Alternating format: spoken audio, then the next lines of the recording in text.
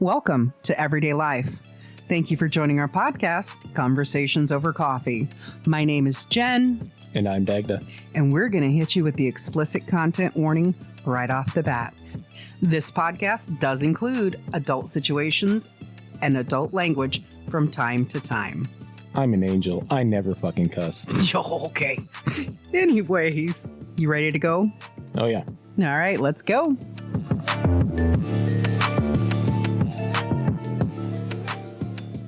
Oh, perfect. You wish you were me.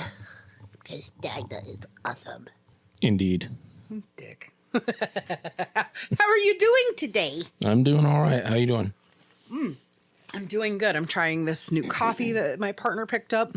Yeah. And it is, and I'm trying it with a sweetener, and it is delicious. Nice. Yes, it's very delicious. So, anyways. It's muy delicioso. Si, senor. Right? Oh, man. Well, you know, sometimes you get coffee and you kind of like gamble a dice on it based on the descriptor. This has nutty notes of rose hips and blah, blah, blah, blah.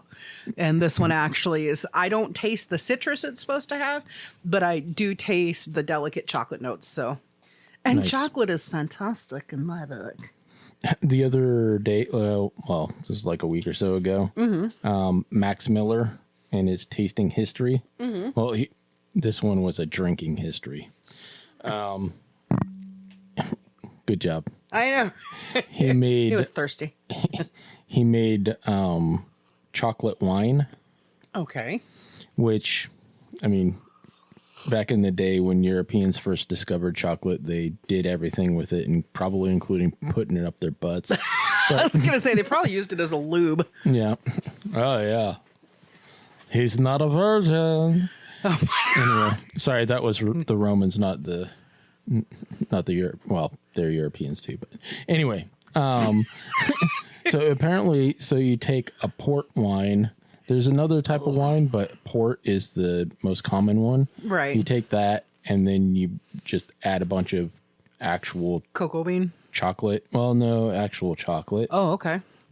Although usually the lower sugar kind. Right. So dark chocolate. Darker then? chocolate, yeah. And then you also add a bunch of sugar, and then you basically simmer it. Yeah. So you're infusing your port wine with chocolate and then re-fermenting it. No, you just do that, and then you drink it. Oh, then okay. So it's mulled wine then. Okay, I so guess it's I mulled. don't- Well, yeah. that's what I think that's what they call it. Mulled is when Like you add spiced something wine in or it. whatever? Yeah, you add something to it and you simmer it for a certain amount of time. Okay. And then you consume. I think that's a mulled wine. Yeah. So interesting. And he's like, well, you kind of want to drink it while it's still warm, so that because otherwise chocolate it'll will- separate. And, Yeah. Yeah. Like when, what was that? Oh, my grandmother would make pudding, like homemade chocolate pudding. I don't know how she did it, but Okay. it was literally, she just put chocolate in something else. And anyway, when it started to cool, it would get this film on top. Yeah. And some people don't like that, but I actually liked it. Scraping the Film off. the chocolate scum off the top of it. Although Right. it was chocolate all the way down, Well- but yeah. It kind of, honestly, the way what you're describing is kind of like chocolate flan. Yeah, I have no idea. Because that's what it would. Because one of the reasons I don't. First of all, I don't like flan. Even though, like, nobody that I know, maybe you like flan or don't. I don't know. I've never asked you that particular question, but like, I know people in my family like it, and they can't understand why I don't like it, and it is literally because it has the texture of boogers to me. Sorry, but I get that. But Yeah. it has that like caramel, that liquidy like caramel on top. Okay. And you can scrape it off and it just seems to ooze again. So, Oh, wow. Yeah, I think I've had flan at like one of the nearby Mexican restaurants. Uh-huh. Because if I remember correctly, that's a fairly common Mexican it is dessert. that and tres leches are two very common. So the next time you and your friend go out to lunch at the Mexican restaurant, get yourself some flan. Okay. Give it a try, because even though it's a lot of sugar, I think it might reminisce to you your grandma's homemade chocolate pudding as far as texture and taste. I mean, chocolate's subjective, Yeah. you know? Also, there's like a bazillion different versions of how to make it. Yeah. To me, flan is sweet, so it would probably be reminiscent of a white chocolate pudding to you. But it's cold, so. Yeah. Yeah, crazy. I hear your inner child going, I want the chocolate scum now. listen, Linda, no. But it does, it sound, anything homemade sounds pretty good for the most part. Sometimes, kind of. Yeah. I don't know. There are things that people I know make, and I'm just like, oh, no, thank you. But that's why I cook most of my own food. Yeah. I'm a picky. I always say I'm not a picky eater, but I actually am pretty picky. I'm very picky, and I will pick at food if it just doesn't come out right or whatever. But anywho's, so that sounded really bad if you really listen to what she just said. Well, it sounds bad, but it's like when I follow a recipe. I pick at my food if it doesn't come out well. That's right. Well, okay, like, look, I'll see something on the television or on the YouTube or whatever. I'll see something. I'll be like, oh, that recipe sounds so interesting. All that sounds really good. And I'll make it. And then it'll be like, oh, that's not actually that good. So I'll just kind of like pick at it, like push it around the plate pretty much. Yeah. Not me being a picky eater that way, but there's some kind of bag on the floor behind you. Oh. I don't want you to trip over. I just don't want you to trip over it. Anyways, so 2025, lots of horrific things happened. But one of the things that happened right before holidays was a Hollywood murder. And I was really sad to hear about it. So you've got the infamous Rob Reiner, who appears to be him and his wife, Michelle Singer Reiner, were murdered by their kid. Yeah. And that's like so crazy because he's such a everybody says the same thing. He's such a lovable guy. He's done some very iconic movies. He's been involved in a lot of different like behind the scene things. And it's crazy when you look at him as a human in a totality form, literally almost 60 years in the business or better. He was a writer. He was an actor, producer, director, and he goes back all the way to 1966 and earlier. If you look at things that he did with his dad, who was Carl Reiner, that he might not have gotten the recognition for. It's the same thing like with the Charlie Sheen situation where Charlie and his brothers were in Apocalypse Now, but they don't get any kind of credit for it. They just got to like, here's a candy bar, kid, and $100, goodbye. So. Oh, that's right. 'Cause I'm like, wait a minute. And then I realized Charlie was in Platoon. Martin Sheen was the dude who went to kill Marlon Brando. And it was, for a second there, though, I was thinking that was fucking Emilio Estevez. I was like, wait, no, that's their dad. Yeah. Or Emilio's evil twin. Whoa. Yeah. Yeah, it's so funny how Charlie Sheen looks more like Martin Sheen to me, and Emilio Estevez looks more like Martin Sheen to you. Yeah, yeah. And I think that's because of their stature, not anything to do with. I don't look at stature. I look at facial. Yeah, I'm talking facial also. Yeah.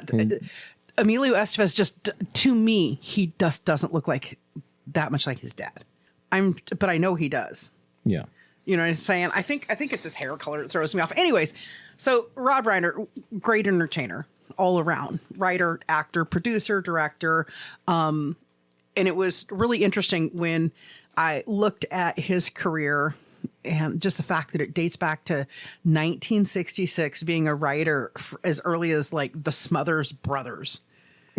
Really? Yeah. Wow. Like holy crap, right? And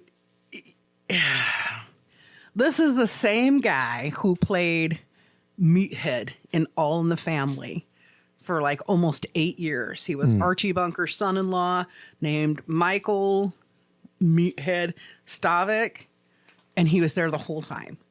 And, you look at that and you're just like, I mean, that character himself kind of went through his own evolution through the course of the show, right? Okay. So you look at it, right? And you look at this guy, he's kind of comedic. And then you look at the movies he did and you're like, holy shit. Like he was serious about some stuff. What movies was he in? Was he in? He had bit parts in all of the stuff that he did, almost everything that he actually directed. Okay. Yeah, because most of his acting was done in TV. A little bit was done in his movies and whatnot, a lot of cameos. But his biggest role in movies is around Spinal Tap. And Spinal Tap 2. So he did Spinal Tap 1 and 2. So 84, 2005. Okay. But he was, let's see. So Spinal Tap, his very first movie, he directed, and also he did have some acting in it, right? Okay. Not my cup of tea, but it's a nice satirical look at rock stars. Yeah. I've never watched it. Yeah, I've seen little bits and pieces, and it's just a little satirical look at rock stars. And I think it's funny. Like, I think it's kind of one of those movies where it's like, get over yourself. You know, we're all kind of the same important. And then, of course, all float down here. They all float. No, we already visited Derry, which was kind of Derry was, like I said, it just was very anticlimactic for me. Yeah. I am sure I am going to get put through the ringer on that one because people are going to be like, well, how did you not find this fantastic? Look, I laugh at the Saw movies. I was in the movie theater for It Chapter 1 and Chapter 2, which, by the way, are remakes of the original miniseries, which had the iconic Tim Curry in it, okay? Yeah. I read that book when it came out. I was not old enough to read that book. You just quoted Dresden Files, by the way. Did I really? Yeah. Oh, I'm so proud of myself. Because he mentions... I'm pretty sure he's talking about the Fairy Court. Maybe he's talking about The Outsiders, where he was talking about how they laugh at the Saw movies. Oh, God, yeah. That's right. It's true. Well, from the book that you're currently reading. Yeah, that's funny. That's probably why it came. But that's something you've heard me say over the years anyways. It's not like it's something new. I'm just like, I laugh at this shit. Hostel, the horror film Hostel is probably one of the only horror films that have really... Okay, Hostel and the Human Centipede.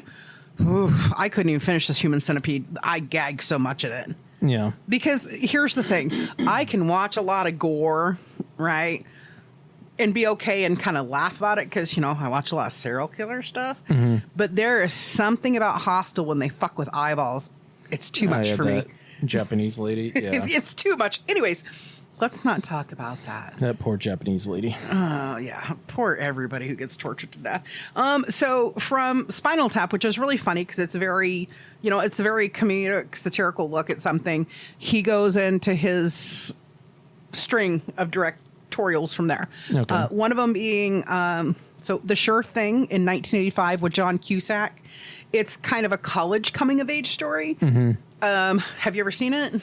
I think so. I think I've seen most of the John Cusack films from that time. Because John Cusack is awesome. Yeah. That's the one where he's going somewhere to get laid. Yep. That's exactly one. Ding, ding, ding, ding. I'm actually really proud of you for that. And he ends up finding somebody else. On that trip. Yeah. Yep. Along the way, he finds the real thing or something. The Cher Thing. Yeah. He was going to look for the Cher Thing, and along the way, he found the real thing. Yeah, something like that. Yeah. So one of the best movies that I think there's a few of these movies on here where I'm just like, oh, these are so good. These are iconic movies. These are absolutely Gen X movies. But mostly a lot of them have good stories to be told. Okay. And so one of my favorites on this list is Stand By Me, 1986, with Will Wheaton. Yep. River Phoenix, Jerry O'Connell. And one of the Coreys, right? And one of the Coreys. Yeah. That would be Corey Feldman. So one of your favorite movies, The Princess Bride, 1987. Oh, nice. Yeah, I bet you didn't even realize it was a Rob Reiner film. I'm so terrible with names that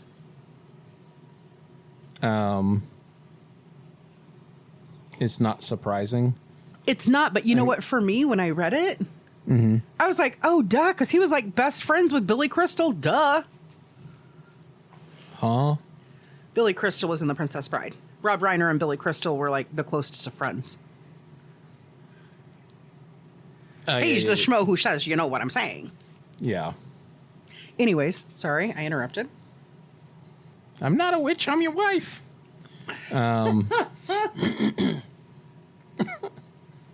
Yeah, like it's probably because people made more of a big deal about who directed like Star Wars that I even know who. Well, I mean, when you have short man syndrome, there are people who I directed Star Wars. This is my idea and concept. Yeah. Rob Reiner, what I take from Rob Reiner's films that I've watched, it's never been about even though they're Rob Reiner films, he wasn't about that. He was about the stories. Yeah. And so it wasn't, he didn't need to parade around and go, blah, blah, blah, blah, blah. I made this movie and I made that movie. He did his job and he raised his family. He was a quiet professional. That is correct. Yeah. Harry Met Sally. When Harry Met Sally. Yeah. I don't think have I seen that? You've seen at least the orgasm scene. I was going to say, maybe I did actually. Well, I have seen that scene several times, but partially because, people cut it out and play it by itself. You want to know a quirky fun fact about that scene? So she has the fake orgasm, and then there's this old lady who goes, I'll have what she's having, right? That is his actual mother. I think that is fucking fantastic. It was her last movie role before her death. Oh, wow. Yeah. His mom and dad were both entertainers. They were both actors. His dad was a actor comedian. He was part of the Reiner and Brooks duo. He was Mel Brooks's comedic partner. Until his death, which Mel Brooks, as of the taping of this episode, is still alive at 99 years old. Nice. Yes. Is he trying to be the next George Burns? He made it to 102 or 104? I'm not sure. I know he died just shortly before one of his birthdays. Well, I know that Dick Van Dyke is hitting 100. So in 2026, Mel Brooks will hit 100 if he makes her that far. I hope he doesn't pull a Betty White, which is really eerie, the whole Betty White thing. Her special was supposed to be filmed and air about a week before her birthday, before her 100th birthday. And she actually told him to do it early just in case. So she died a week after it was filmed, which is whoa. Anyways, so he also did, I love this movie. And of course, it's off of another Stephen King novel, Misery. Have you seen that? Yeah, I saw that one. Just Kathy Bates is amazing. And we just got to take care of that whack. And it makes my ankles hurt every time I've seen it. A very good movie. Okay. A Few Good Men. You can't handle the truth. You want the truth? I demand. I deserve the truth. Shut up, Tom Cruise. Stand there in your blankety blank. Stand there in your redacted white unicorn. And extend me some fucking courtesy. That is correct. Yeah. That is, and I'll tell you who, Jack Nicholson, I always expect his acting to be the way it is. He's been a professional for 70 years. That's never going to change. Tom Cruise, I expect the performance he has because every time he has to do a figure of authority, he does it with short man syndrome, right? I was most impressed with Kevin Bacon in it, though, because he'd been known for these musicals and this, that, and these others. And then he pulls out the hat trick of I am fucking serious and I'm an actor.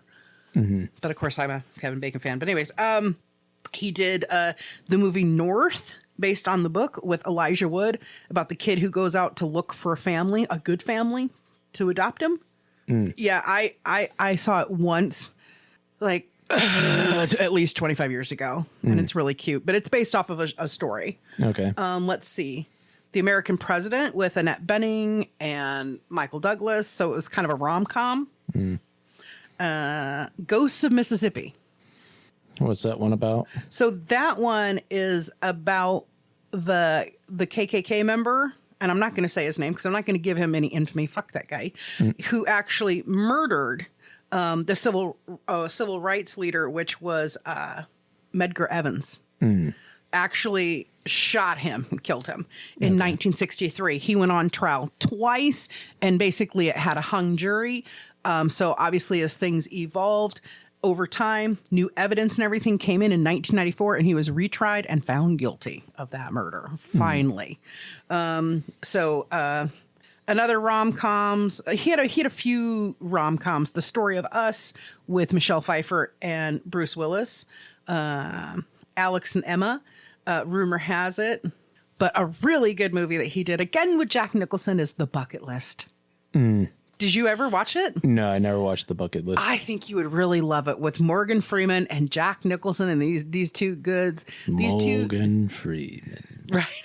Giving no fucks, just living life. This is my list and I'm doing it. Showing no fear of life. It's so good. It's a very good representation of I think it's a very good representation of how you should try to look at living your life, which is if you've worked for it and you've earned it, fuck it. Don't be afraid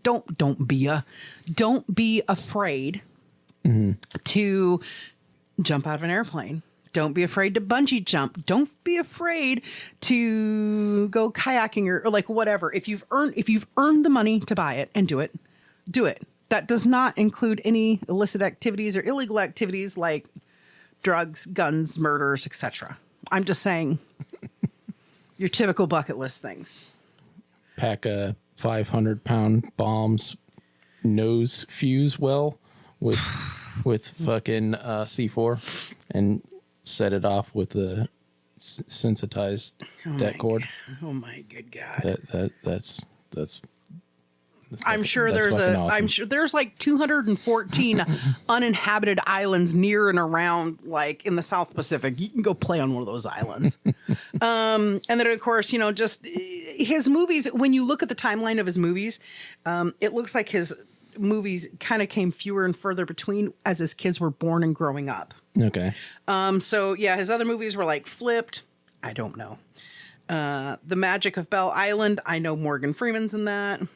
Another movie called And So It Goes, the LBJ movie, Shock and Awe, and of course, Albert Brooks' Defending My Life, which I hadn't heard anything about it, but it's now a documentary on HBO, and I was thinking about watching it because I like Albert Brooks. I think he's funny.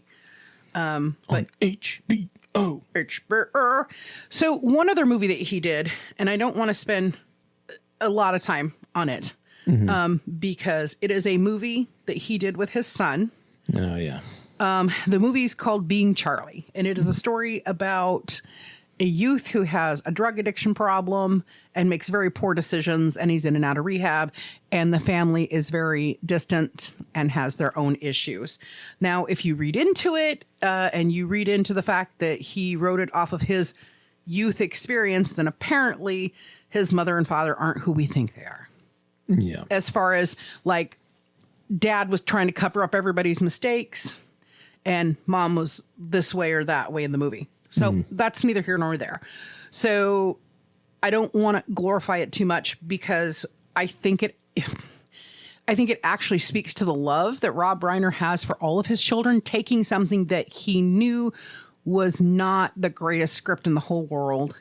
The movie only made just under $33,000, and it cost somewhere between $2 and $3 million to make it. Oh, wow. And Reiner was like the director, and his production company, they produced it. Like his company did it. Yeah. I mean, I know my parents love me, but damn, that's some love right there. Couple million, no problem. So also, it's written from the son's perspective. Yes. And it definitely doesn't. And that, that doesn't came out. show the father in the best light.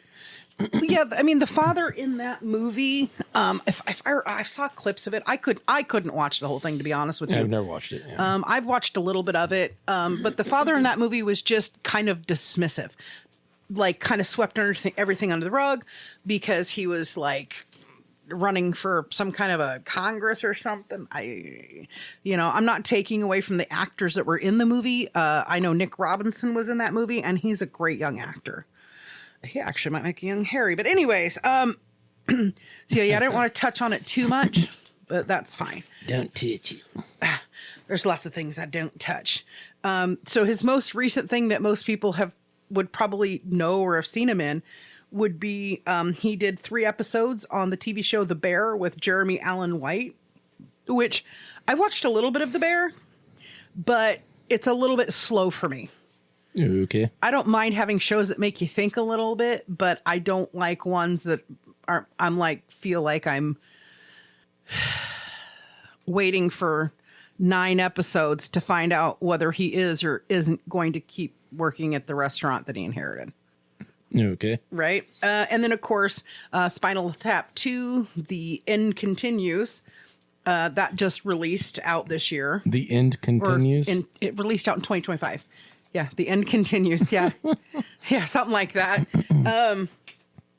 So a couple of really, I thought were kind of really cool things, right? Okay. And I actually showed you this picture a while back. So he was married to Penny Marshall, who was Laverne from Laverne and Shirley. And she had a daughter named Tracy, who he adopted. And he still considered his daughter all the way up to the day he died. So him and Penny Marshall, they're married for 10 years. They get divorced. He marries this photographer and something else. She does something else. Anyways, she resembles Penny Marshall so much. So he definitely has a type, right? Could be like her younger sister or something. Yeah. But what's cool about it is, yeah, definitely. It could be like her younger sister. What's cool about it is I love it when there's a Hollywood story where there's no cheating involved. It makes me happy to know there's still good people out there. So the ones that get the press are the ones that are the bad stories because, well, that's what people everybody loves a juicy gossip story. It's Yeah. like, oh my God, do you know what I find to be a juicy gossip story? Rob Reiner Penny Marshall divorced Rob Reiner. They got divorced in 1981. He didn't go on dates for quite a while. And then when he found somebody to date, he was faithful and he married her. That is so salacious. Anyways, they were married from 1989 to obviously 2025. So they were married for 36 years. And they had 3 children together. They had Jake, Nick, and Romy. Romy being the baby. And of course, so he has survived by those 3 children and his child with Penny Marshall that he adopted with Penny Marshall. So here was the interesting thing. There was a couple of things that it was like ideas or projects that didn't come to fruition, right? Okay. And the 2 that really fucking caught my eye, one, apparently him and Chris Columbus were both offered to direct the Harry Potter movies. And Chris Columbus obviously went on to do it, and Reiner did not. And I feel like based on when those movies were and the other information I have is why he didn't, was family issues. I mean, first of all, that meant being over in England for several months, right? First At a time, yeah. Yes. And second of all, it happened, around a time where his son, one of his children, was having difficult mental health issues. Yeah. So, yeah, so I was just like, oh, wow. So part of my brain went, I wonder how different if it would have been if he'd actually had a hand in the directing of it. Because it's like he's got, compared to a lot of other directors, he's got a much more tender heart. I mean, he really, really does. If you look at The Passion, especially the scene with like Jack Nicholson and A Few Good Men, right? And just that absolute power passion and that comes out. And then you also look at how like Will Wheaton's character was in Stand By Me, which they all say, I wasn't sure how to do this. And he gave me the motivation and he told me how. And they've discussed this on like chat panels and Comic-Con panels and everything with him. And obviously, R.I.P. Rob, he's not there when they just hit their 40th anniversary. Yeah. But it's something that Wheaton has discussed several times about what an inspiration it was because he really had a different way to look at it. So then I think, man, if he had directed Harry Potter, I probably would have cried a lot more. Could you imagine if he had directed, knowing what place his heart comes from, if he had directed the one that I can't stand? Oh my God. Yeah, I don't know. I can't really imagine the Harry Potter movies being any other way. I only watched one of them. Yeah. So far. I'll probably watch them all at some point. But I mean, 25 years, 20 years later, whatever. I mean, I didn't even read the books when they were most popular. Yeah, but that's all. But look at what you were doing. You were in the military when they were most popular. Yeah. And so the majority of the book, I think all the books were out by the time I even started reading any of them. Yeah. I think, in fact, that they had announced that they were making a movie. Yeah, actually, yeah, because no, it was after that even because Yeah, I think the reason I didn't watch one of the books was because they were being shown, the movies were being shown on cable. Yeah. And at that point, for the first time. Yeah. And that particular book was the one I was on when I watched it. And so I didn't read that one. I just watched the movie and then I listened to the other books because I listened to them all. Yeah. Well, but, I think the library might still have them on like an Audible.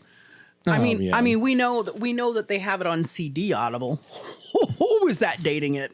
Yeah. Who is that dating it? But I still say it would be a good listen for you. Yeah. It's a wizard. It's not the right Harry, but it's a Harry. Yeah. I mean, like I said, I listened to the other ones. Yeah. I just haven't seen the movies. Yeah. The books are really good, but we know which one I don't like. Yeah. So yeah. And then of course, more recent times, Rob Reiner, did a couple of episodes of The Bear with Jeremy Allen White.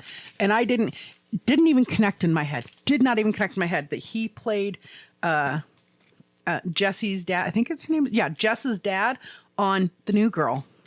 He played Zooey Deschanel's dad through the course of a few different seasons, 10 episodes between 2012 and 2018. Oh, have you never seen the show? Nope. Oh, God. It's hilarious. It's so funny. And I like Zooey Deschanel. I love Zooey Deschanel. It's got Mac Greenfield in it. It's got Jake Johnston in it. It's so funny. So funny. Anyways, so all right. One of the things, and it was a dream project that Reiner had that never came to fruition.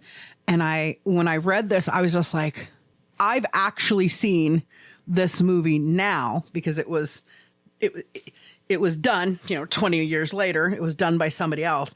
And I just went, oh my goodness. I don't know if it's a movie you would have seen or not, but in the mid 1990s, he was slated to direct Stephen Sondheim's Into the Woods musical movie.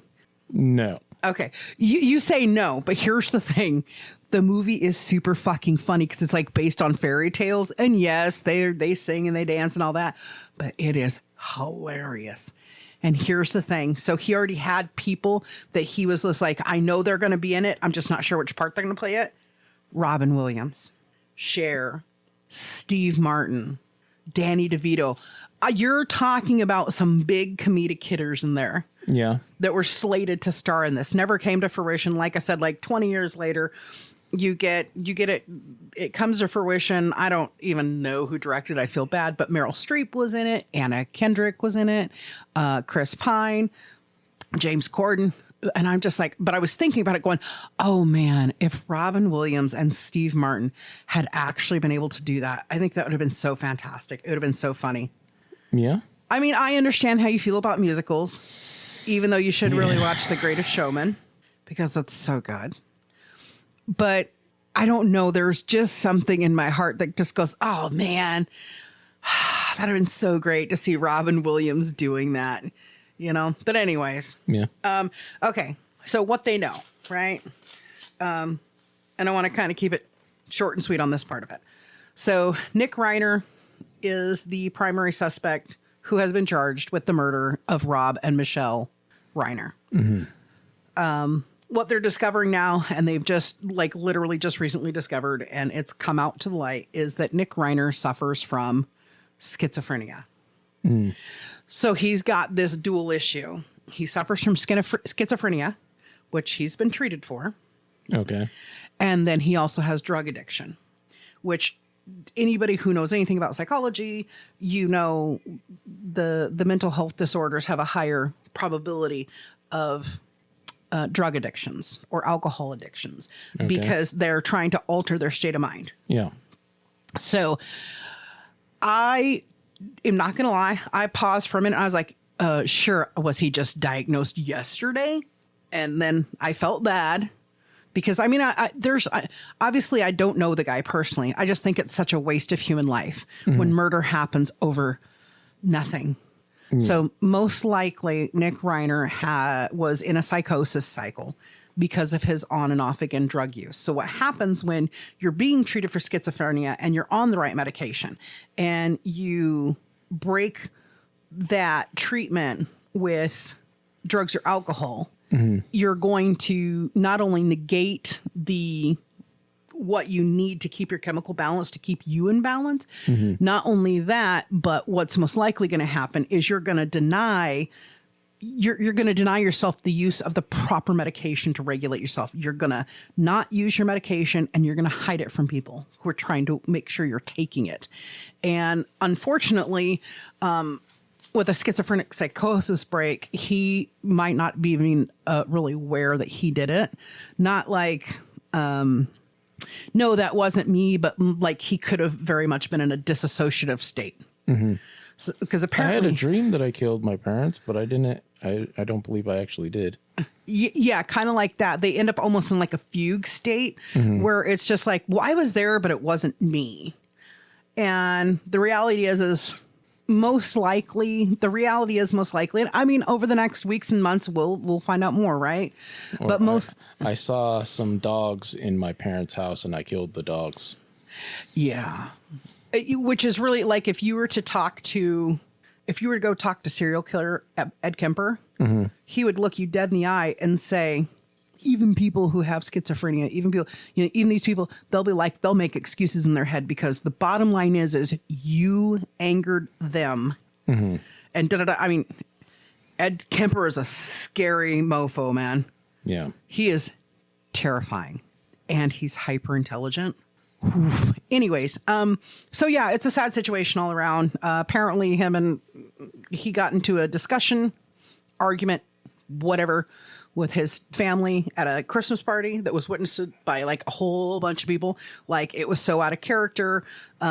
Nick apparently was just being very disrespectful to his parents, and it wasn't behavior they'd witnessed from him before. And so, I was just like, that's so sad. So their daughter, who lives across the street from them, Romy, when she didn't get a response back from her parents, she went over and checked on them and found them passed away in there. Fuck. Yeah, found them deceased in their master suite, in bed, I think, in or around the bed area. Yeah, I heard that they were still in bed. Yeah. So it's, there's one thing you have to be prayerful for is you're hoping that the first strike or two took them out. Yeah. It's such a sad thing. But fortunately, he has put an impact out in the world that will continue on and be his legacy because he put a lot of time and effort and money into mental health awareness and, mental health societies and all of that. And, I would really encourage people to have a very realistic look. You can love somebody to the end of time. I can love you to death and bits and pieces. But if I know you're schizophrenic and I know your behavior is a little off kilter, I'm not going to sit there and look at you and be like, okay, so everything's going to be fine and it's going to be fine. This kid, unfortunately, he was diagnosed at 11 years old and his psychosis breaks were so bad. The only way to calm him down and restrain him when he was that small of a child was for his dad to actually bear hug him through it. To bear hug him through the episode. And episodes, anybody who knows anything about the mental health, the episodes can last hours or days, sometimes weeks or months. But, Rob Reiner and his family, I always say prayers out to him, but he definitely has a lasting legacy of humanity, giving back to the community. And it sucks to be honest, but people just really need to have more mental health awareness. Like we'll talk about it at some point this season, but like we lost so many entertainers and so many influential. I literally started to look up like who all did we lose this year? And the list is unbelievable between like everything from artists to entertainers to laureates to just it's like an unbelievably huge list. And so you kind of got to go, well, what about for us when we talk about celebrity deaths? I mean, you and I might include, Nobel Prize winners like, did you hear about that Nobel laureate who died at 99? Damn, that's crazy because this guy came up with cracked the code on the Fibonacci sequence. You and I would do stuff like that. Most people out there would be like, Fibonacci? What is pie? Is it cherry or pecan? You know what I'm saying? We would celebrate and we would be like, we would recognize that. But I don't think the average person would. It's not why we're here on this planet. We're not on this. Most people are not on this planet. We want to be entertained. Are you not entertained? Are you not entertained? I am, but my nose itches, so hopefully I don't sneeze on. Don't be getting your snot and shit on my microphone. Oh, sorry, my bad. Ah, gross. Fucking freak.